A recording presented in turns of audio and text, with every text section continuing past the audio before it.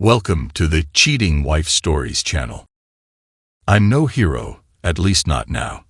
The last time I did anything brave was a long time ago. In 4th grade, actually.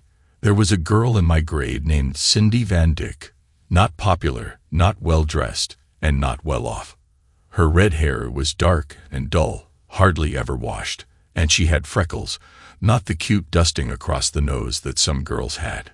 It was one of those blustery fall days, with a damp wind that came up extra cold. The kind where nobody's parents had dressed them quite heavily enough. So we clung close to the school during recess to stay out of the harshest part of the wind. That kind of concentration of 4th graders reaches critical mass quickly. For whatever reason, Cindy Van Dyck somehow became the focus of a random rush of grade school cruelty. I don't really remember the exact nature of the Cindy contagion, but I do remember that if you wanted to remain untouched, you had to stay off whatever 8x6 block of playground concrete she was on. The effect was like a reverse magnet, with hordes of 4th graders rushing to evacuate to safe places, leaving a miserable Cindy surrounded by a bubble of loneliness. I have no idea what possessed me to stand my ground as she trudged toward me, a cloud of misery hovering around her. Maybe at first, I was playing the game too, and by staying in place, I was showing I wasn't afraid of our newly minted outcast. If so, it didn't last past a single look at her downcast eyes. I had been singled out just a couple of months before for the crime of wearing a t-shirt with the Butterfinger candy bar logo on it. I'd suffered my sentence of carrying Butterfingers as my nickname for a month. As if life wasn't tough enough at that age when you were already named Calvin Pickman. I'd shaken those chains off and gone back to my given name just a week ago. So as she stepped onto my block when I was supposed to jump clear, I just stood there and said, "Hey." She watched me warily for some clever trick. She knew how the game was played too. She couldn't believe anyone would defy the will of the crowd. After a minute, she nodded, and I went back to rearranging pebbles for some mystic 4th grade reason. I could feel the communal outrage build as the crowd realized, in its dim emotional collective conscience, that I was refusing to play along. There was a slow but certain realization that I'd have to be punished, at the very least, ostracized along with her. I was, as they say, well and truly screwed. I'd even done it fully knowing the consequences. My salvation came in the form of another redhead, Laura, a skinny, fearless, copper-haired girl with slightly ragged clothes. She'd never been afraid before and barely had 2 words for me in our 5 years as classmates. Maybe she really stepped in as a member of the secret Red-Head Mutual Aid Society. Regardless of the reason, the equation changed as soon as she stepped onto that forlorn block of concrete desert with us. Laura was nobody to trifle with. She had an explosive temper and long, sharp nails that she wouldn't hesitate to bring into play. Many of our classmates had felt her wrath.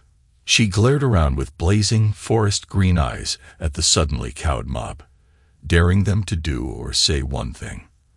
The nasty energy of the crowd evaporated in the heat of her stare. Kids were suddenly drifting away, finding other things to do, leaving the 3 of us standing uncomfortably on our stronghold. Cindy glanced around, not quite sure what to make of her rescue, and hastily retreated to the safety of the space near the classroom door, where there was real teacher oversight. She would disappear after the end of the school year. Move to Ohio, I think someone said. I don't remember for certain, but I remember hoping she fared better there. I really did. Laura and I just stood, ignoring each other for a long while. She finally gave me a curt nod and headed toward the 4-square area, where her friends were waiting. Later that year, Laura would mark my arm with her nails in a rather one-sided discussion over the use of a jungle gym. But compared to the usual way she dealt with interlopers into her chosen domain, it was rather mild. We weren't friends, not really, but we nodded to each other in passing. Eventually, the popular girls brought her into their fold, although she never seemed as cruel and heartless as the rest of the Amy and Angie popular girl crew tended to be. For my part, I trudged along in my hand-me-down clothes with my nose buried in whatever book I dug out of the school library. By the end of 8th grade, Laura's buck teeth had turned into a brilliant smile, and her figure, well, suffice it to say it looked like she had transformed into one of the popular girls. Somewhere along the way, she changed her ragged clothes for fashionable ones, and she'd been immediately swept into the cheerleader and athlete world of the beautiful. Meanwhile, I had slogged into the lower-end brains category. As we felt our way through high school, I actually managed not to completely screw up. I passed with pretty good, though not great, grades and had a genuine girlfriend named Carrie, until her parents moved to Colorado, right after my senior prom. By the time we graduated, my fourth-grade heroics were long forgotten, and I probably said only 2 sentences to Laura in the last 3 years, partly because no girlfriend would want her boyfriend talking to the most beautiful girl anyone could imagine, and partly because Laura moved in different circles. Once in a while, passing each other in the hallway, we'd nod and say, "Cal" and Laura to each other, but nothing more. Sometimes I would catch her looking at me, and it was like we both hastily looked away. Even thinking about her felt risky. She had a college boyfriend with a flashy car. I think the boyfriend actually changed often, but they were hard to tell apart. I decided to skip college, mostly due to a lack of money for such things, and continued working at the auto parts store where I had been for the last 2 years. After 6 months, when the Army recruiter told me about how I could finance college with a 4-year enlistment, I decided to give it a shot. I'd be getting on the bus to basic training on January 2nd.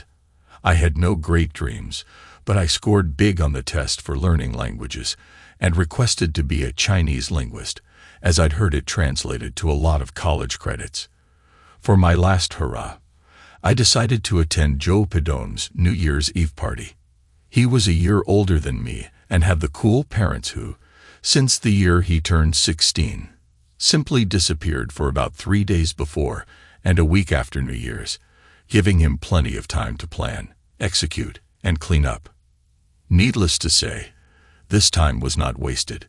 He had the craziest parties, or so I'd heard. Having a full-time girlfriend, whose idea of celebrating New Year's was much more intimate, had prevented me from joining the festivities before. Of course, I'd run into problems. My cousin needed help moving to his new house, and I'd been roped in under the pretext of seeing him one last time before basic training. So after an 18-hour day, I made it to the party after it had been in full swing for a couple of hours, and I was completely wiped out. I managed 1 rum and coke, and then asked Joe if I could lie down for half an hour in one of the guest rooms. He promised to send someone in to get me in 30 minutes. I basically missed the whole party. As raw morning light filtered through my eyelids, I shifted, and someone spoke in a hushed tone. "Where's your shirt?" I managed to blink one eye open and look to my left. A single sparkling green eye was visible through the mass of golden red hair resting on my bare chest. I squeezed my eyes shut for a second and reopened them, sharpening the image. "Unless you have a Rolling Stones concert t-shirt of your own, you're wearing it." There was a brief pause as she swiveled her head a bit and looked between us. "Huh. Okay then. Where's my shirt?" I shifted and realized my left hand was resting on a firm surface, and one of her long legs was draped across mine. I kept my hand right where it was to avoid drawing attention to it. Seriously, I knew that voice. I still had scars on my arm from crossing her at the jungle gym all those years ago. At least I was still wearing boxers, although I had no idea where my jeans had gone. She moved to get more comfortable, and I must have returned to the party and gotten completely intoxicated. However, I didn't have the splitting headache or that unpleasant taste in my mouth I remembered from the previous times I had too much to drink. All in all, the gods had been kind, and now I had to figure out how to get out of this situation unscathed. From the times I'd seen Laura with boyfriends, they resembled the more powerful of the great apes. They had just gotten even bigger and meaner looking since she started college. They would only become a problem if I survived Laura's legendary temper. I kind of figured out what happened, though. Good old Joey Pedon had a sense of humor. If you passed out at one of his parties, he played tricks on you, like shaving your eyebrows or marking you up with permanent marker. Of Laura, She shifted her head to clear her other eye, so I could see both of them. I think Joey got the drop on us. I didn't remember getting drunk, but I was really tired and must have passed out. I'm guessing you did the same. She pulled herself partly up and leaned across my chest to squint at the clock on the bedside table. It's 9 o'clock. The damage is done. There's no way anyone is going to believe we weren't in here together all night. She didn't seem really upset by that. She was silent for a long moment, still resting on my chest. Did you hear you're headed off to the army? Yeah, on the bus tomorrow. Still a hero, huh? My confusion must have been obvious. I was a lot of things, but hardly a hero. In 4th grade, you stood up to everybody at one time to protect someone that nobody even liked. You're the only hero I have ever really met. I laughed. I was stupid. If you hadn't shown up, I'd have been ostracized for the rest of my life. You're the hero. She shook her head. I did the right thing because you showed what it was. I was about to respond when she abruptly pulled herself up. I started to object, but she grounded herself against me, and I lost the capacity for speech. She smiled her brilliantly warm smile. Everybody is going to assume we were together all night anyway, no matter what we claim. She peeled the t-shirt off over her head in one motion. She was even more stunning than I had imagined. The next couple of hours were spent engaging in playful interactions, the kind everyone would believe we were having anyway. It was about as much fun as you can have in bed, on the floor, or over a chair. We managed to find our clothes under the chair, and Laura didn't seem to care who knew what we were up to. She was vocal about it. If anyone in the house had any doubts about what we were doing, she dispelled them quickly and frequently. We lay there tangled together for a long while, her voice almost a whisper, as if she was talking in church. I came here on purpose. Calendar, I had to do this once. I had to break Mom's rules and try out a real guy. Someone who cares about someone other than himself. I looked at Laura, but her eyes were downcast. What do you mean, Mom's rules? She grimaced and started talking, muffled and sad. Her mom had married her great love, a great guy who would do anything for her, but he had been laid off when Laura was in grade school. After years of low-rent housing and struggling to keep a life going for them, Laura's mom, almost as beautiful as Laura, had remarried for money, saying, "Love doesn't keep a roof over your head." When we finally got dressed, we walked out through a humgover crowd that watched us with raised eyebrows. Laura stopped at the door and gave me a lingering kiss. "Stay a hero," she whispered, and then she was gone.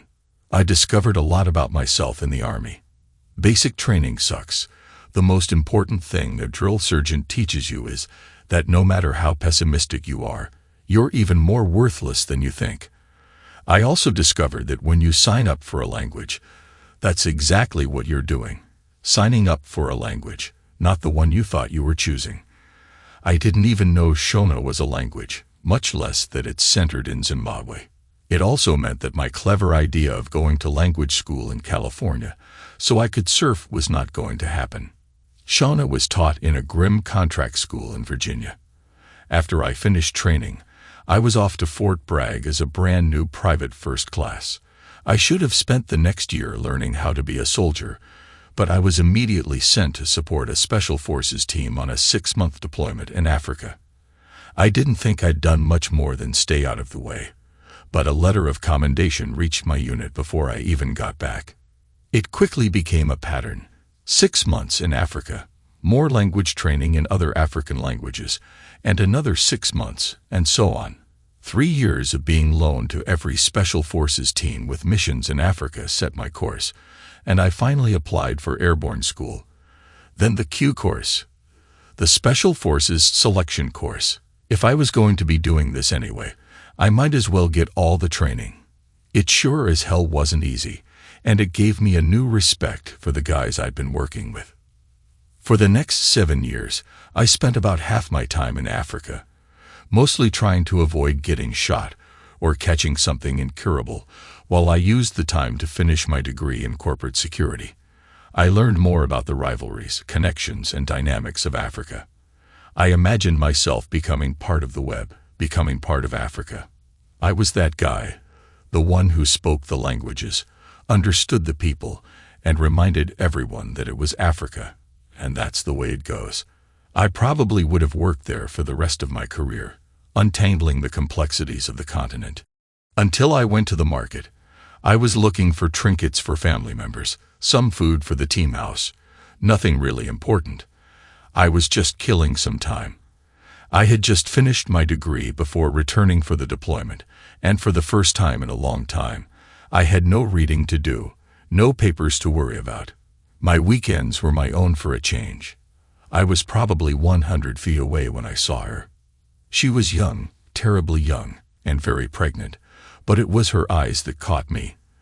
The soft, warm brown African eyes that I'd always thought were so special. They were the thing about Africa I'd always remembered, yet her eyes were different, empty, hollow. All that remained in them was the vacant stare of the dead. She saw me, looked into my eyes, and she knew that I knew. I yelled, "No." I tried, but it made no difference at all. A young girl kidnapped from her school by self-serving religious fanatics, tortured, abused, and brainwashed. She was little more than a weapon by the time I saw her.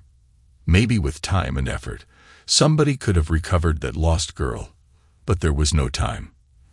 The explosion of the suicide vest slammed fragments through the packed crowd. I was unharmed. The layers of almost 100 innocent victims, men, women, and children, between us had absorbed the fragments. I helped the ones that I could. I was physically unharmed, but hardly unscathed. The cynicism that I wore as armor had shredded in that single, eternal stare. I wasn't part of Africa after all, and I never could be. No matter how long I stayed, I'd always be a visitor, always be an outsider. I dropped my plans for reenlistment and put out my resume. I barely had it out before the corporate headhunters started calling. Special Forces experience combined with a degree in corporate security was a very attractive combination for many companies. It seemed like a fair trade. An occasional visit to Africa, usually to a nice hotel, for 5 times my pay in a plush office, against 10 more years of deployments to every disease and insurgent-infested corner of Africa. It really wasn't much of a challenge to pick the winning hand in this game. Maybe someday, if I was lucky, I'd even forget those eyes. The winner, at least to me, was Cantic Services Incorporated. They had opened a new satellite office outside the Highway 35 loop of Dallas, and they were planning some business operations in Africa in the future. A security manager with experience in Africa was just about perfect for them. They couldn't justify hiring a full-time Africa expert by himself, but my role in security allowed them to keep the expertise on hand while I worked full-time. I provided a bit of advice on Africa while managing facility security. It didn't feel like a management position. There was no team to manage, more of a security coordinator role. I oversaw personnel security, but the guard force and computer security weren't mine, even though I had to work with them. I moved in the week before I started, choosing a single apartment not too far from my new workplace. I noticed a few pretty girls around the pool when I moved in, and a couple of them noticed me right back, so at least I had some off-work prospects. I decided that would have to wait until I got settled into work. The management board was fairly typical, mostly corporate drones, a lawyer and Alan Daniels, the director of the new division, and the son of the CEO. His father was preparing him to take over the whole thing. I got the impression he felt out of his depth, that maybe he felt he wasn't up to the task of being his father's heir. He had an air of desperate desire to be something, anything. Still, he seemed like a nice guy and spent a couple of minutes greeting me and talking about his fiancée, a woman named Karen, whom he'd met at a horse show. The board quickly welcomed me and handed me off to Human Resources. The head of Human Resources was Bethany, who reminded me of my 9th grade English teacher, a gray but sharp woman with a dry sense of humor. She handed me my personnel paperwork and led me to my new office, which was a bit smaller and more cookie-cutter than I dreamed, but better than a cubicle. I wasn't there 10 minutes before the phone rang. "Hey, This is Jesse with it. Bethany says we got to set you up with an account on the system, like today. You got a minute? Sure. Where are you? Bring your in-processing papers.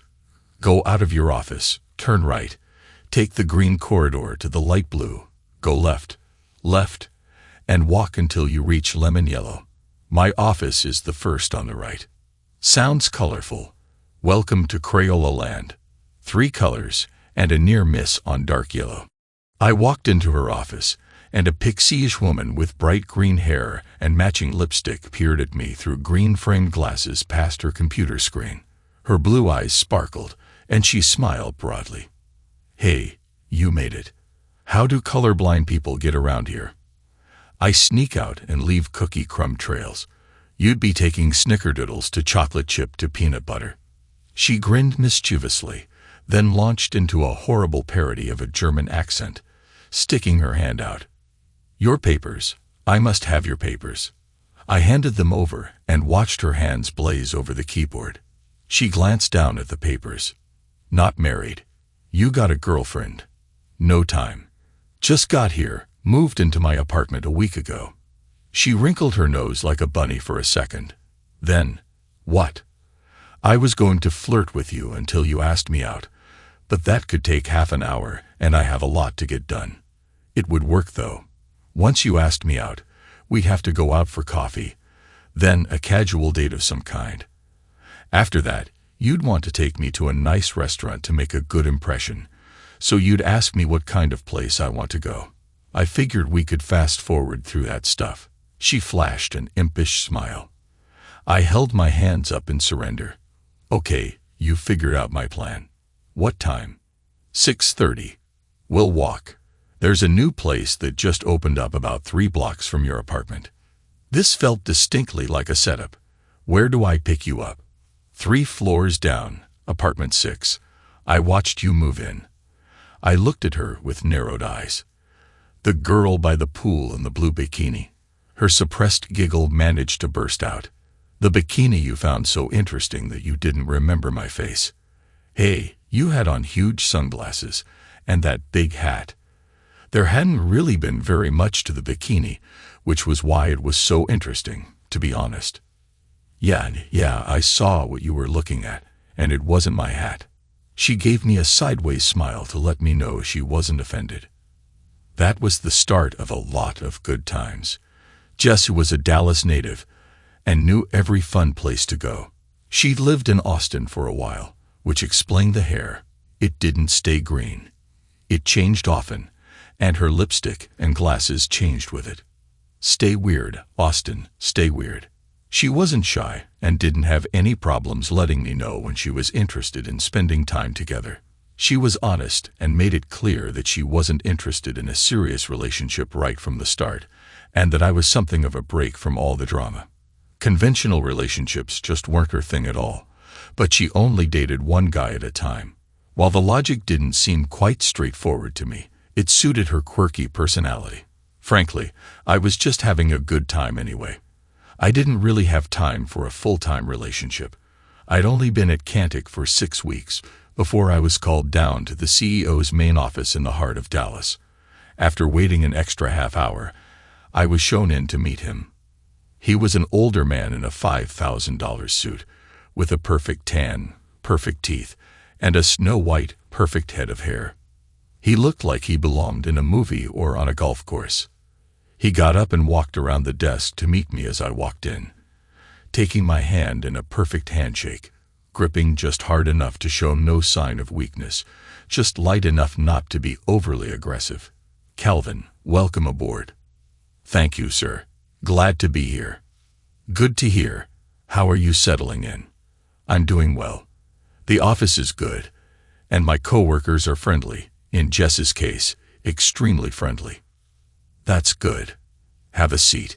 He gestured to one of the chairs in front of his desk and sat in the one opposite it. He made small talk for a few more minutes before getting to the point. I need you to go to Kinshasa and make arrangements for meetings. We'll get you a contact list.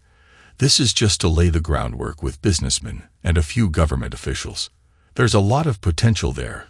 untapped resources, and we really need to set up contacts and get in on the ground floor. I kept a polite smile on my face. That's what they say. It was what they had been saying for decades. There was a running joke among a lot of Africa hands that Africa was the wealth of the future and always would be. Africa might have wealth, but it was far harder to exploit than all the businessmen ever dreamed. Safety, corruption, dysfunctional economics, and crime all created an atmosphere that always seemed to conspire to prevent the promise of Africa from paying off, especially in the Democratic Republic of the Congo and the Central African Republic, aka the DRC, and the CR. Some kind of industrial chemical spill had killed nearly 300 people along the Ubangi River in the CR just a few months before I left the army. All that anyone had done was shrug and say, "It's Africa. That's the way it goes." Still, it was going to pay the bills, so I smiled and decided to go along with making arrangements for mid-level executive meetings. Some of the businessmen were almost certain to be con men, but that wasn't my concern. Everybody seemed happy, and it all felt pretty small-scale, so Cantic could easily absorb any financial losses. As I was getting ready to leave, a tall, stone-faced man came in unannounced. "Daniels," he nodded to him. "Calvin, this is Phillips. He's my chief of security and represents me when things go wrong." I extended my hand, but he just stood there and didn't respond. Phillips is a bit of a germaphobe. He really doesn't like to be touched. I nodded to him. "Nice meeting you." He only responded with a curt nod, and I left, thinking he was one of the creepiest men I'd ever met. The trips broke up the monotony of security programs and paperwork, so between Jesse and the coordinating trips, I certainly wasn't bored. Jesse always had me bring back mementos from the trips to Africa. Along with employment came social obligations. Mr. Daniels was adamant that everyone from the janitors on up make it to at least 4 of the 8 corporate mixers that he held every year. It was written into the employee handbook and reinforced frequently. They even sent out RSVP cards, and secretaries and office managers chased down answers. Bethany hinted, and Jesse confirmed that more was better. If you were out of town on business, that was fine. Just make a note of it in your regrets response.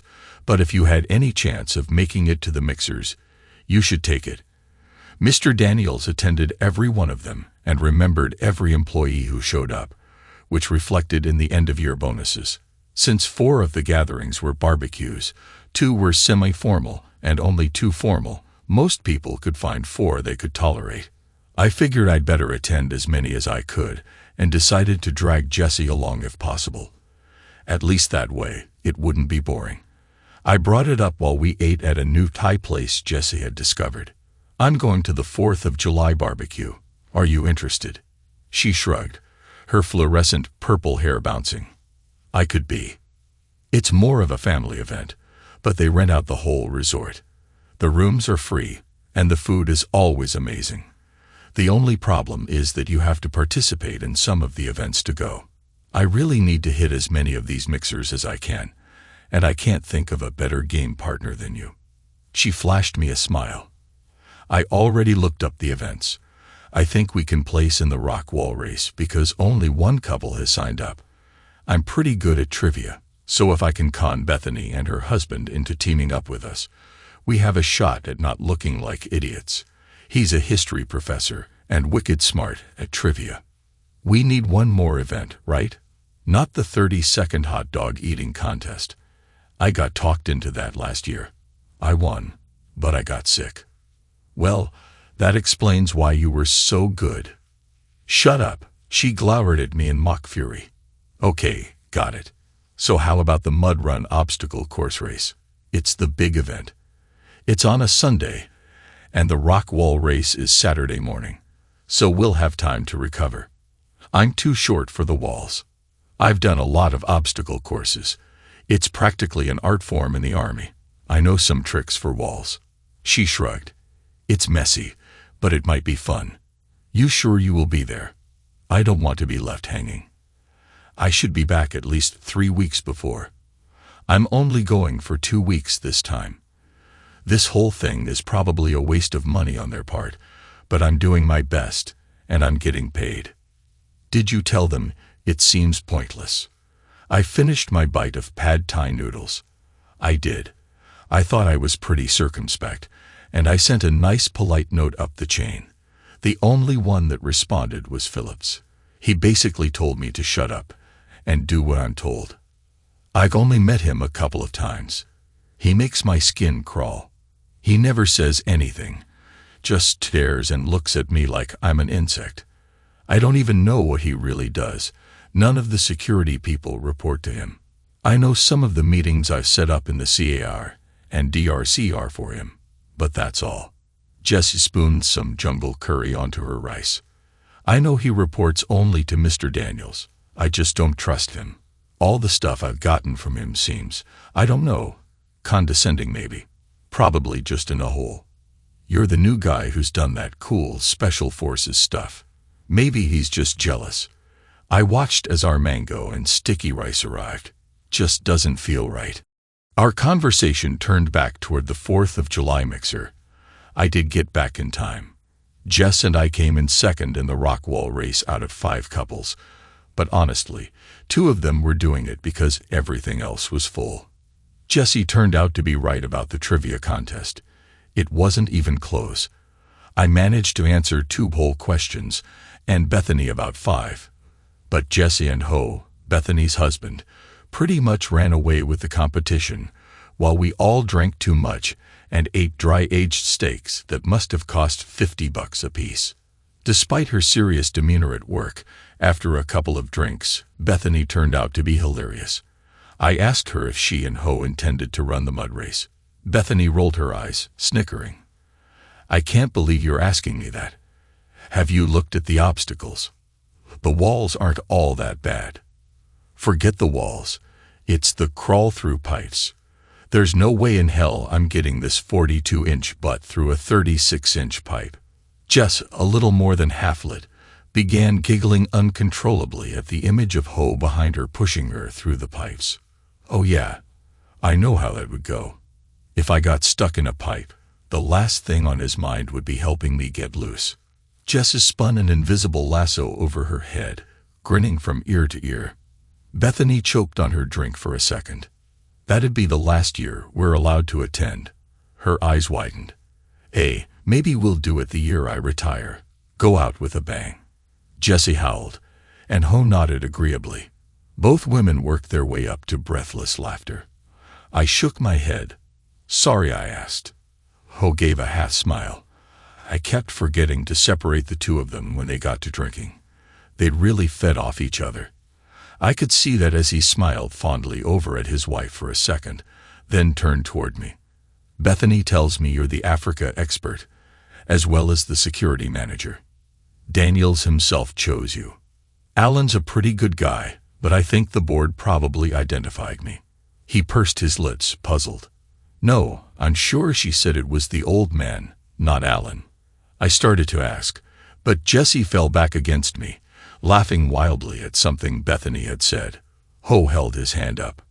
Sorry, Cal, but I think we need to rope these 2 in and get them to bed before they go overboard. Bethany grabbed his hand. Come on, let's go practice that pushing technique. He shrugged helplessly as she dragged him away. I carried Jessie up and put her on the bed while I brushed my teeth. I was just thinking about Ho's confusion when I heard a noise behind me. Jessie stalked toward me, dropping her dress to the ground. The victory from the mud race and grilled steak-induced coma that we fell into later that night was well earned. It was a good thing the mud race started late, because we barely made it to the starting line at 8 o'clock. Not too many of the other runners looked all that less muddy than Jessie and me. Mr. Daniels made a few opening comments about the race symbolizing perseverance, and a lot of other stuff that I was frankly too tired to listen to. Then he fired the starting pistol. It was absolute chaos. At least 150 runners pouring into a 3-mile-long mud course that had been heavily watered for over a week. It was a sort of choose-your-own-destiny race, with about 6 different routes, each with different challenges. I half-dragged Jessie along since the start of the course was really deep mud. Less than 50 feet into it, not one runner was anything but a mud-colored blob. It was easy to see we weren't going to finish in the top 5. Some of the couples obviously took it really seriously and must have trained for how to run mud courses, but we struggled along, mostly laughing at each other. When one of the secretaries had her tube top pulled down to her waist by the mud, I cracked up. Who wears a tube top to a mud race? Jessie gasped for air. Tiffany always does. I think this is the 3rd year running she's lost her top that way. Not really an accident then. I think it is. It's her version of sitting on the copier to make Christmas cards. Can't really see anything with all the mud. I think that's the idea. Blatant exhibitionism without the actual risk. Daniels turns a blind eye to it. Laughing our way along, we managed to get 2 miles into the course before we saw somebody in real trouble. Shielded from nearly everyone by a clump of bushes, a woman had slipped and trapped her foot under a short wall. Her partner was frantically digging as quickly as possible to keep her from slipping under in the 3 feet of near-liquid mud. They must have been way ahead of us because he was obviously exhausted and starting to lose the fight to keep her from going under. We stumbled over to them. "You need a hand." The guy nodded, choking on air, unable to answer, while the woman looked at us with more than a bit of panic. Jessie immediately joined in, keeping her face clear of mud while pushing down and working an arm in to get her foot free. It didn't take long with the 3 of us working together, though she lost her shoe for good. I found a chunk of rock and jammed it in the gap under the wall to save the next person to come along. We stumbled along in a little group, him and me helping the girls over the walls, then pulling ourselves over. It was just a matter of height. The guy looked at me. I couldn't pull her out. "You have to break the suction. The mud's like quicksand. I'll send an email up the ladder and make sure they put people along the course for safety next year." He shook his head. "Don't worry about it. I got it covered." Once they scraped enough mud off their faces, it turned out our new friends were Alan and his fiancée, Karen. When we finally reached the end, they insisted we cross the line before them, because we'd stopped to help them. As we headed over to the wash-up station to clean up, Alan laughed as he washed the last of the mud out of his hair and off his face. "I was really hoping to place higher this year."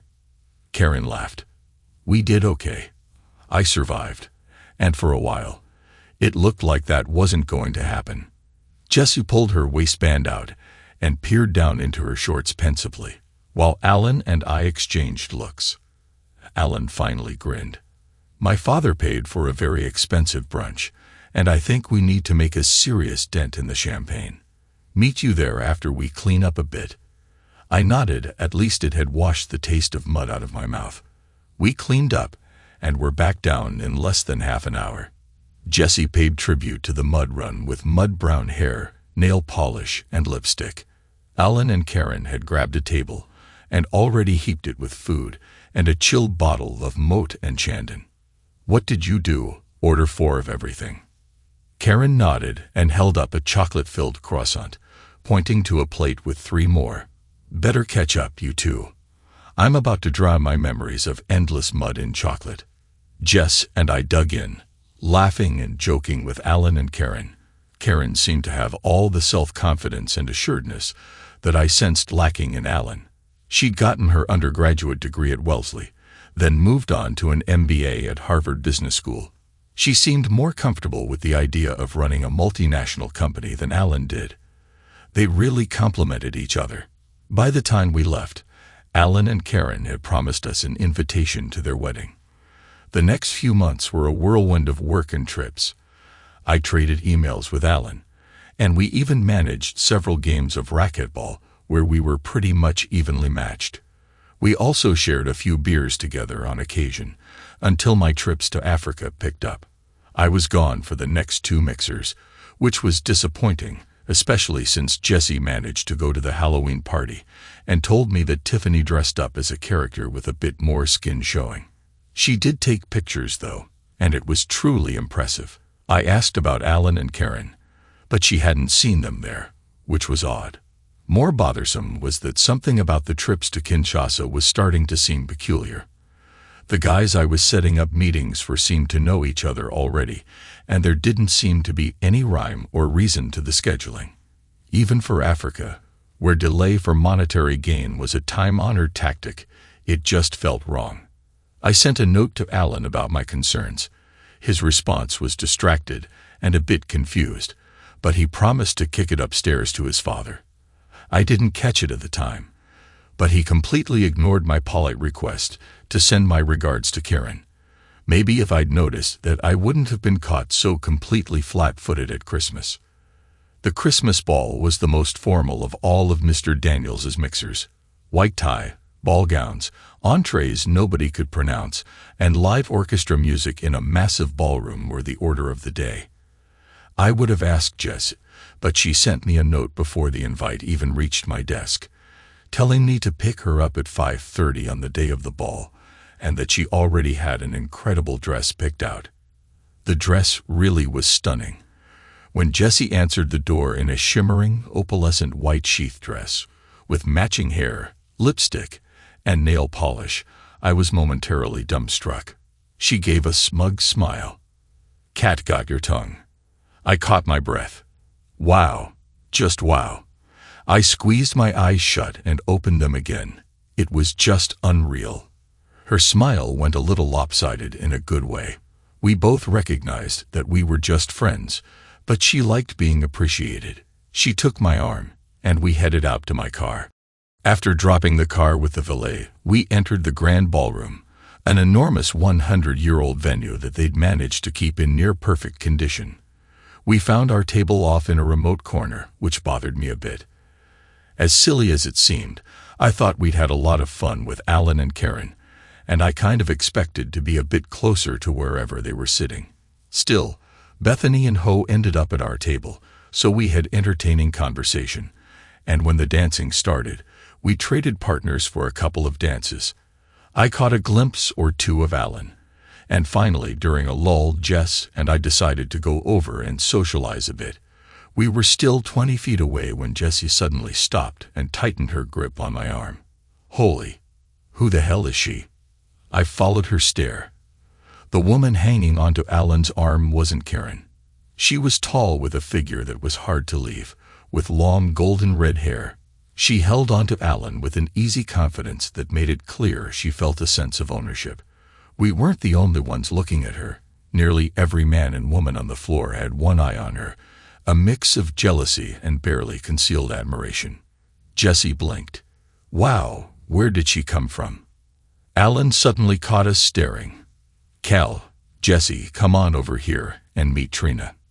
The redhead turned to look at us and smiled a practiced, perfect, blinding smile.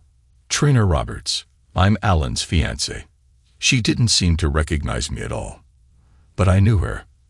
I hadn't seen her since the day before I left for basic training, but there was no way I'd ever forget her. I kept my face straight with enormous effort. Nice to meet you, Trina. I'm afraid I've been out of the country, so Alan hasn't had a chance to tell me about you. A look of relief washed over Alan's face when he realized I wasn't going to mention Karen. Yes, it's just been so hectic. We just keep missing each other. Trina and I met in October, and he went on to discuss a relatively meaningless charity ball, how their eyes had met, and how it felt like destiny. It all sounded very romantic if you ignored the unspoken part about Karen. Jessie followed my lead, introducing herself with distant politeness. We excused ourselves and wandered up to the balcony overlooking the ballroom. Dame, Jessie said, shivering. Karen never stood a chance against that. She's something. Jessa eyed me wryly. If you get a shot at dating her and pass it up, I'm getting you an eye test, a testosterone check, and maybe a mental exam. That's a once-in-a-lifetime opportunity. I chuckled. Hell, I'd be out there trying to talk to her. She's pure poison, Jessie. I can feel it. Don't I know it, but it'd be an exhilarating ride, maybe. A voice came from behind us. I turned to face Mr. Daniels. Sir, I'm glad to find you two together. I need to speak with you both, And this is as good a time and place as any. Jessie edged a little closer to me and looked at him impassively. About what? Her voice was curiously flat. From your conversation, you can probably guess. Trina Roberts has her hooks so deep into Alan that they're coming out the other side. 1 minute, he's happily engaged to Karen Albright, pretty much the perfect woman for him. He paused and smiled sardonically, and admittedly for me, since it would pretty much guarantee a partnership with Albright Financial. The next thing I know, the engagement is off, my golf games with her father are canceled, and all Alan can say is, Trina, Trina, Trina. What do you want us to do? I could see genuine concern in his eyes, but I felt it was less for Alan than for the business. Look into her, find out what you can. Let me know if it's as bad as I think it is. Alan has made some relationship mistakes before, and it has cost the family more than a little money. He doesn't seem to be very good at discerning intent. Jessie shrugged. We can do that. But what do you do if it's what you think? Alan won't listen. I can see it in his face. He won't hear anything you have to say. Daniels pursed his lips. If it's all about money, I'll make her an offer. Most of the gold diggers are happy to take a quick and easy payday against the long haul. He glanced at me. I can find other ways to convince her to listen to reason. Without another word, he turned and strode off. Jessie made a sour face. Ick. I don't like him. He's the kind of guy who has to have everything his way. Like he'd just order you to show up in a schoolgirl outfit with pigtails. I looked at her incredulously. Did you forget 2 weeks ago you showed up at my door in a schoolgirl outfit with pigtails? Yeah, but that was my idea. It's different. She smirked. When the evening ended, as Jessie and I were heading up to our room, I glanced down and accidentally looked right into Trina's eyes as she watched us. Even though her eyes were emerald green and hard as ice, all I could think of was the lifeless stare of that young girl in Africa. This is bad. Really bad. Jessie stared wide-eyed at her computer screen. You mentioned that when you called me over to your office. I leaned back in the visitor chair. Define bad. Category 5 hurricane bad. Just follow the carnage. 2 marriages and 2 divorces in less than 8 years, each lasting less than a year. Named in 4 more divorces, probably paid hush money for at least that many that aren't in the legal records. Jessie pursed her lips and shook her head in slow disbelief. Daniels will insist on an ironclad prenup. I walked over to the window and stared out. Jessie studied her screen. These were all old money families, the kind that are born with prenups in hand. Her lawyer broke them. Alan is all twisted up. He broke off his engagement to Karen. He's crazy enough over her that he might do something impulsive, like elope to California. No prenup at all. Jessie tapped out a rhythm on her keyboard for a few seconds, pulled up a picture from the Christmas party, then gave a low whistle. Damn, I forgot how stunning she is. It'll be hard to pry any man away from that. I walked behind her desk and looked at our nemesis. Jessie was right. If Alan was going to throw millions of dollars away, at least she looked like she might be worth it. I wanted to tell her who Trina really was, but I came up blank when I realized how it would look. Jessie caught it immediately. Cal, what's going on? I took a deep breath and decided I had to trust someone. Laura. Her name is Laura Pike, or it was at one time. I went on to explain to Jess where I'd met her before. She looked at me wide-eyed. Daniels will never believe this is a coincidence. I think you're right about that. Even I'd have trouble believing it's a coincidence, and I know it is. So stay out of it. You tell Daniels what we've learned about Trina, and never bring up Laura. It's enough to know what he's dealing with. He'll either pay her off or scare her away. Unless she's changed a lot, scaring her away isn't going to be easy. He'll probably try to pay her off, but he better not be cheap. She probably has a pretty solid bank account. Jessie glanced at her notes. There's a 400-acre seaside estate in Mexico, a penthouse apartment in Beverly Hills, a penthouse apartment here, and a collection of vintage cars. I'll make sure he knows. That guy creeps me out. I headed over to my office and pondered my options while I idly picked my way through my inbox. An odd envelope caught my attention. It was addressed to PCM Advisory Services LLC, and I very nearly stuck it back into the outbox as misdelivered, until I saw Calvin E. Pickman on the second line. There just aren't a lot of guys with that name. I tore it open and found a business bank account statement that totaled just over $1 million. I felt sick. Whatever it was, this couldn't be good. The deposits had an obvious pattern, at least obvious to me. The deposits almost invariably followed my trips to Africa. I looked back at the address and saw it was in the main office building in the center of Dallas, but to a room I'd never been to. I thought of the strange trips and how Daniels had commented on me being handpicked by his father. I only had one person I trusted enough to ask for help. I walked back over to Jess's office and tossed the envelope down in front of her. I'm in trouble. I think I'm being set up for something. I don't know what, but this doesn't look good. I explained the pattern to her. She read the statement, wide-eyed, then hammered at her keyboard, white-faced. According to the records, you registered PCM services about a month after you started here. The suite is rented out to PCM services by Cantic. Payments were made, but nothing else really. The suite is right next to Phillips. She paused and looked up at me. I think you're right. This smells bad.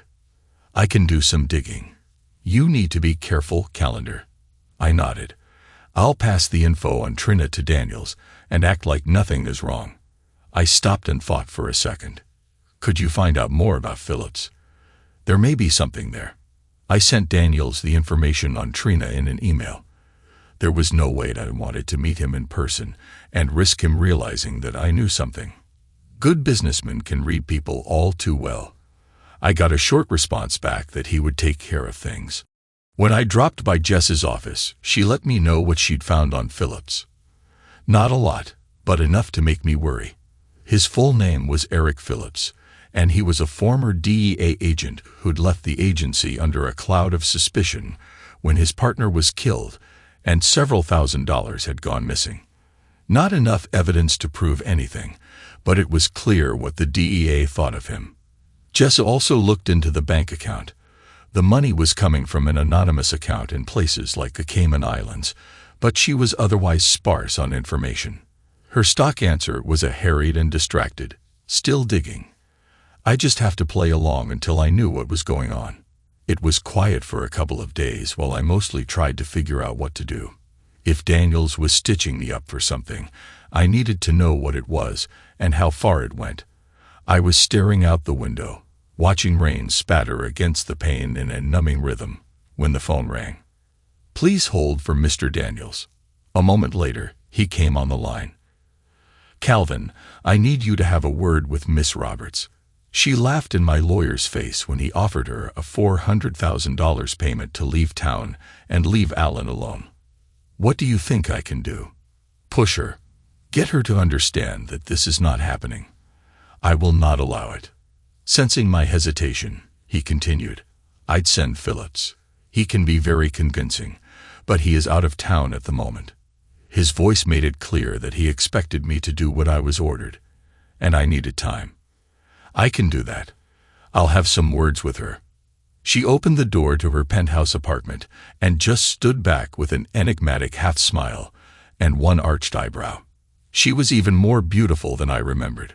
Her white silk robe was nearly sheer and highlighted rather than hid her incredible figure.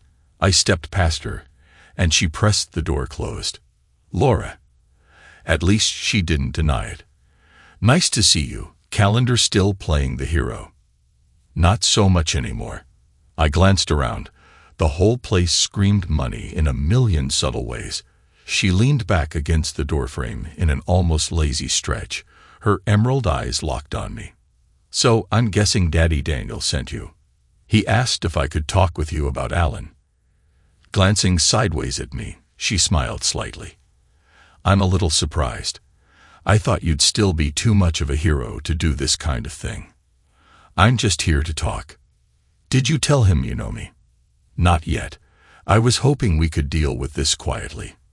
She pushed off the doorframe and moved gracefully around me to a bar on the sidewall. Is that what they call it now? I'm just trying to keep everyone out of trouble. She opened a bottle and began to pour whiskey into 2 tumblers.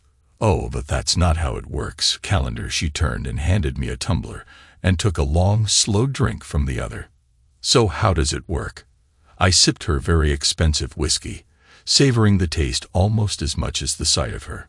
She was mesmerizing, almost addictive to watch. Daddy got concerned and sent a lawyer around to make an offer. Just a gesture, really. Leave my son alone, he promises, offering a little money and that sort of thing. And if that doesn't work, that's where you come in, Calendar. They send you. And what do? Oh, you come by unannounced, loom over me, and make intimidating noises. She put her tumbler on the coffee table, widened her eyes, and held her hands up in mock fear, then shook her head and sighed. But that just doesn't work with me. I set my tumbler down next to hers and stepped toward her. So what next? That's when you start getting a little rough with me. Make your presence felt. You don't want to leave any marks or anything I could use to gain sympathy from Alan and alienate him from Daddy, but you need to instill some fear in me. Teach me a lesson. She stepped slowly toward me, moving with deliberate grace. That's what you do. I don't want to do that, Laura. She stepped forward until I could feel the warmth radiating from her body, placing a fingertip on my lip. But you have to. It's part of the script. It's just how these things are done. Not by me. I still have my integrity. Her eyes narrowed, and in a swift motion, she caught me off guard with a sharp slap. She drew back for another, and I caught her wrist. I made the mistake of staring into those glittering green eyes for a second. She pushed closer, and I was drawn into her orbit. One moment, we were standing. The next, we were locked together, driven by an urgent need, a yearning that surged out of nowhere, perhaps from everywhere. By the end of it, we lay side by side, gasping for air, trying to calm ourselves. I stared at the ceiling for a moment, reflecting on Alan. You know that isn't real. It never was. That didn't make me feel any better, but there was no point in arguing. What are you doing here, Laura? I don't want you to get hurt. It's too late for me. Calendar, I'm as hurt as I'm going to get. We both rolled onto our sides to face each other. I think Daniels is dangerous. Alan has made mistakes before, and it has been costly. So do what they're paying you to do. I searched her eyes for a second. I think we both know I could never harm you. For a brief moment, I saw a flicker of pain. I've believed that about a man before. I was wrong. She paused. I married right out of college, just like Mom said. You know the type, the football player, the fast car, the family with all the money. It lasted 2 years before it all fell apart. There were tears in her voice, but none in her eyes, just cold anger. He had girls everywhere. I knew how he was when I married him, and I put up with it until I got pregnant. One day I lost it. I threw a plate at him, and he threw me down the stairs. I lost the baby and the ability to have children. She turned away for a second. Then he decided that if I couldn't give him kids, I wasn't wife material anymore. The prenup had me out the day I left the hospital, with no money. So how did this happen? I gestured around us. I found a lawyer. She broke the prenup. They're remarkably delicate things. You know, one little mistake, and it's out the window. I got half his money. Her eyes gleamed with a hard, cold light.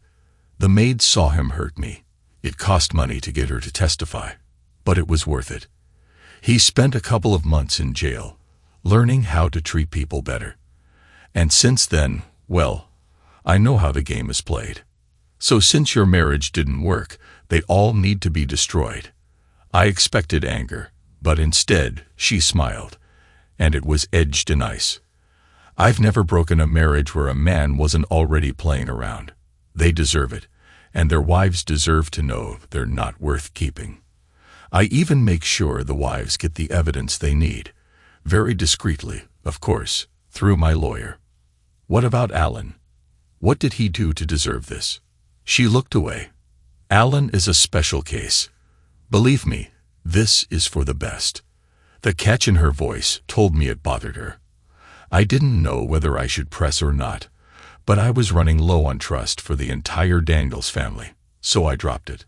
So what now? We're right back where we started. You go to Daniels and tell him you really roughed me up. Her mouth quirked into a genuine smile. That's close enough to the truth anyway. Just don't tell him it's mostly carpet burns. Then she added, with a hint of warmth, tell him I hinted that I might leave if the offer were a bit better. He'll raise the stakes, and I'll get out of here while things are still peaceful. You will. After I get what I came for, they'll never see me again. I lay back and looked at the ceiling. So that's that. Almost. What else is there? I think one more time should do the trick. She didn't need to say it twice. I watched the accountant transfer the money to Laura's account. Laura sat back with cold satisfaction etched on her face. There, $750,000, paid as a consulting fee from Mr. Daniels's personal investment accounts. He sighed as he closed down the laptop. Laura looked at something on her phone and nodded to her grim-faced lawyer, who then pushed a memory stick over to one of Daniels's lawyers. Miss Roberts will vacate her apartment tomorrow and leave the state of Texas for at least 5 years. The stick has a video statement by her to that effect. She also declares that she has had no interest in Alan Daniels except from a financial perspective. Aside from Laura and the Cantic accountant, only 3 lawyers and I witnessed the transaction, which all took place in her lawyer's office in an oddly sterile conference room. Laura pointedly ignored me.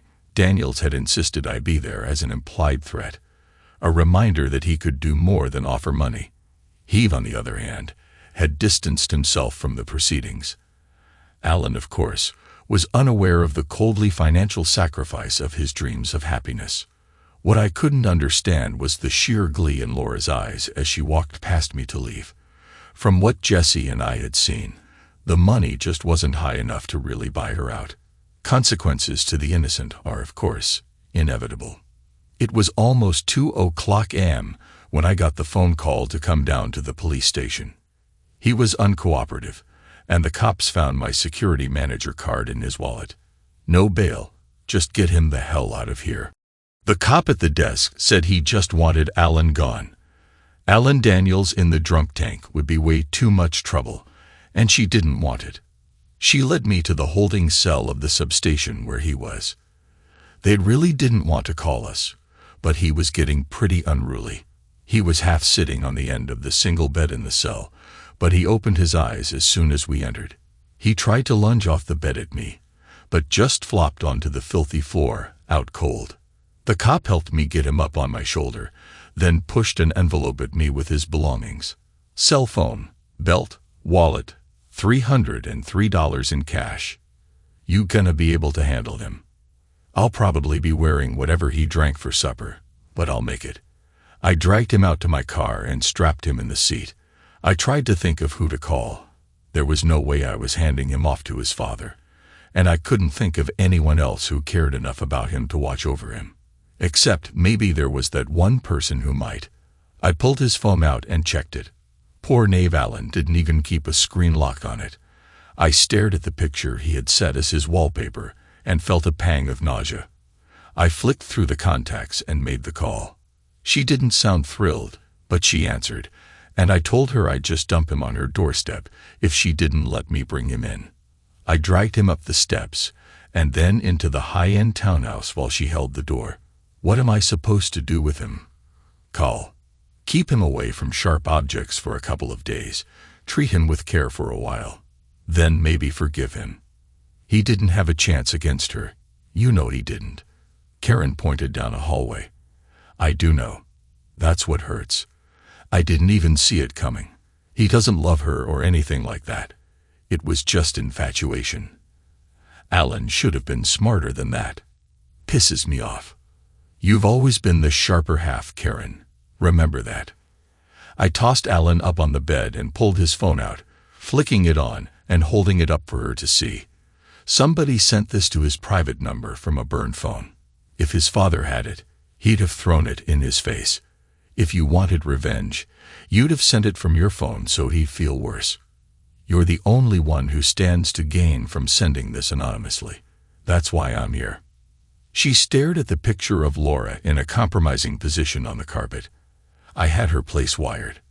I knew if I waited and kept the surveillance on, she'd screw up sooner or later. I just didn't expect it to be you. You're the only real friend Alan had, the only one who didn't want something from him or his father. She hissed the last part. I sighed. There's history between me and her. It goes back a long way, long before any of us met. So I heard, in the tapes. Her real name is Laura, right? Now I get her leftovers. No, Alan almost got carried away by a wolf. We got lucky and drove the wolf away. He's not leftovers. He's a victim. If you want him to be, he can be a survivor. She grimaced at him. He's a cheating a-hole. Maybe, but if you hadn't wanted him back, you wouldn't have sent the picture that way and then let me through the door with him. He's inoculated now. He'll never do it again. You made sure of that. Karen's expression softened just a bit. There probably isn't another one like her, is there? I don't know.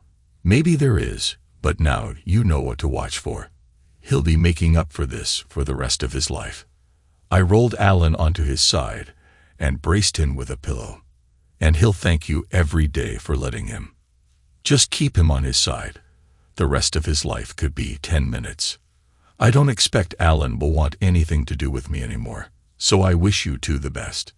Karen saw me out.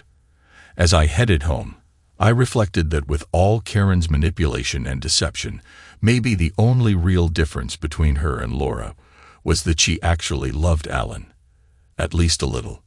Maybe it was enough. I dragged into work the next morning, exhausted. I opened the door to my office to find Jess already sitting on my desk next to a pile of manila envelopes. She looked somber, of course.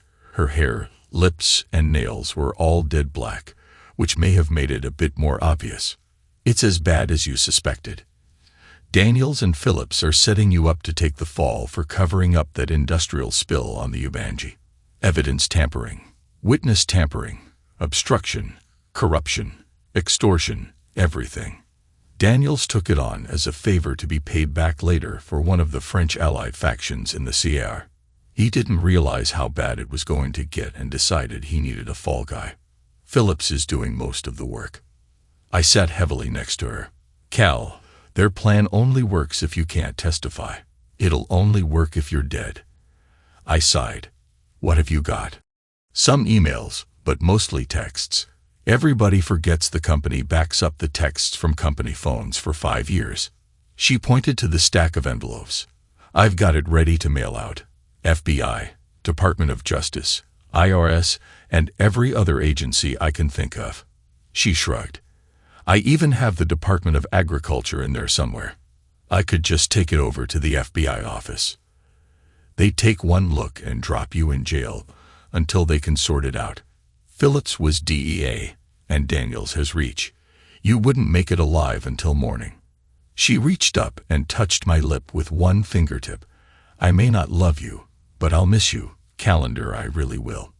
I grabbed the stack of envelopes and headed out to the post office. It was less than half an hour later when Daniels called me. Calvin, I need you to get over to Trainer Roberts' place and stop her from leaving. If she's still there. I almost told him to go to hell, but held my tongue. Why? You wanted her to leave. She's leaving. Not with $75 million of my money. It was $750,000. I was there. I watched it happen. I had a bad feeling about it, and had it checked. Somebody hacked the link, caught the computer between the display and the security system. The geeks say it's a variant of something called data scraping. Whatever the hell that means. You guys saw what they wanted you to see. They got $75 million of my money. You stop her from leaving. Phillips and I will get there as fast as we can. I stomped on the gas. Laura was dressed in jeans and a blouse, But what really caught my attention and staggered me for a second was the smile on her face, a real, honest smile that went to her eyes. She was genuinely happy to see me. "Daniels is on his way here with his enforcer. They caught your little game with the money, and he wants blood." I thought we had another 10 hours before they noticed. I even had some of the money routed to Phillips's bank account to confuse things. I could hear footsteps coming down the hall. "Hide." She nodded, then slid into the closet as they began pounding on the door. Daniels and Phillips shoved into the room. "She's gone. Why did you let her leave?" Daniels glared at me. I pretended to look out the window. "She was gone when I got here." "God damn it. It'll take weeks to hunt her down and deal with her." I didn't say anything. I just needed to get them out of the apartment. Phillips seemed to be drifting aimlessly, not really searching. Daniels rubbed the bridge of his nose. "Might as well do it here anyway."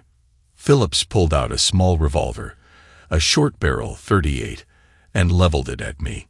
He stepped over behind me and put one hand on my shoulder.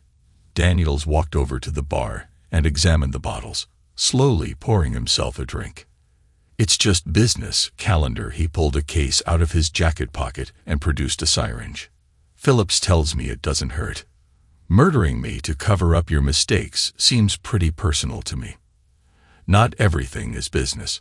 The closet door opened, and Laura stepped out behind us, a small automatic in her hand. "No, not everything is business." Phillips started to turn, but she stopped him. "Put the gun down." Something in her voice made it clear she'd shoot. He tossed the revolver onto the sofa, defeated. Daniels had the sheer gall to look cheated. "So I guess she didn't leave." "I guess not." Laura gave a shark-like smile. "No, she didn't." Her voice dripped sarcasm as she waved Phillips away from me. Phillips let go and started to back away. I spun and punched as hard as I could, staggering him back into the wall. He tried to fight back, but it was too late. I hammered him until he slumped to the floor. Daniels stood rigid, looking at me in shock. What was the plan? Unsolved murder in the missing woman's apartment. Maybe get law enforcement to do your dirty work. Laura cut in. "Cal, do you remember when I told you about my father?" I nodded. Daniels looked lost. "Robert Pike. That was his name. Though I don't expect you would remember that." She looked at Daniels with a curious tilt of her head. He shook his head slowly. "You downsized his department 1 year so you could pay yourself a bigger dividend. I looked into it. The division was doing well, but you reported that you wanted a bit more cash flow for the investors, so you chopped it. That was business." Daniels's voice was slow and uncertain. Her eyes narrowed to slits. "That's your answer for everything, isn't it?" But it wasn't. "It took me years to find out. But I did. You did it to cover up a mistake, a drug experiment that caused birth defects in testing. You eliminated the division that was supposed to do the long-term follow-up for the testing, to shift the responsibility for that to someone you could control. 30 positions, including my father's. It killed him. It took a year, but it killed him." Daniels's face went blank. "So you decided to take my money." "It's all about the money." Laura cut him off, her eyes blazing with intensity. "I didn't do this for the money. I did it to hurt you." He stared at her, realization dawning slowly, then turned toward me with a confused look. "And you? Are you here to hurt me too?" "No, but your sins caught up with you." In the ensuing silence, we all knew there would be no more arguments or excuses. The reckoning had come. Daniels's face hardened, his eyes darting between Laura and me. He knew he had no way out. He glanced at Phillips's crumpled form on the floor, and then gave a resigned nod, muttering, "This is how it ends, then." Laura didn't take her eyes off him. "It ended years ago for you, Daniels. This is just the part where you realize it." Daniels seemed to regain his composure, adopting that familiar, cool business demeanor. He straightened, fixing his gaze on me. "So what now, Calvin? You and her? Running off with stolen money?" His words were edged with disdain, as though grasping at any last chance to dismiss us both. I shook my head. There's nothing left to run with. The law will catch up with you before you get a chance to run. Laura crossed her arms, her gaze as cold and unflinching as stone. You can't pay your way out of this, Daniels. And even if you could, that power you think you have is done. Daniels tried to speak, but Laura raised her hand, cutting him off. You've destroyed too much, and everyone around you is going to know exactly who you are. I've made sure of it. Daniels's face paled, and for the first time, I saw a flicker of fear. His voice dropped, almost pleading. Laura, we can negotiate something. If this is about my father. Laura's face hardened, and she shook her head. My father is beyond anything you could do now. But you're about to lose everything, just like he did. Daniel seemed to realize that the game was finally, completely out of his hands. He slumped against the back of his couch, his face blank, as if processing the full weight of what was coming for him. I turned to Laura. It's time for us to go. She gave one last look at Daniels, a glint of satisfaction flickering in her emerald eyes. Goodbye, Daniels. We left, leaving him alone in the silent, echoing emptiness of his penthouse. By the time the authorities arrived, the evidence against him would be overwhelming. The tangled mess of illegal transactions, covered-up scandals, and the sordid web of bribes and abuses would become the end of his empire. Outside, the air was cool and clear, the first hints of dawn just breaking on the horizon. Laura and I walked together in silence toward her car parked at the edge of the street, both of us aware that there was no turning back. As we reached the car, she paused, looking up at me with a trace of a smile, her expression softer than it had been in years. So what's next for you, Cal? She asked quietly, her tone almost playful, as if the weight of the past had finally lifted, even just a little. I'm not sure yet, I replied, my voice steady. Maybe somewhere far from here. A fresh start. She nodded thoughtfully, a faint smile touching her lips. A fresh start sounds good. For both of us. We got into her car and drove away, the city lights fading behind us. The past was behind us, and whatever the future held, at least we knew we'd left the ghosts of Dallas behind for good. Thanks to everyone who took the time to listen to today's stories. If you enjoyed it, please consider liking and subscribing if you haven't already. Feel free to share your thoughts on the events in the comments below. Take care,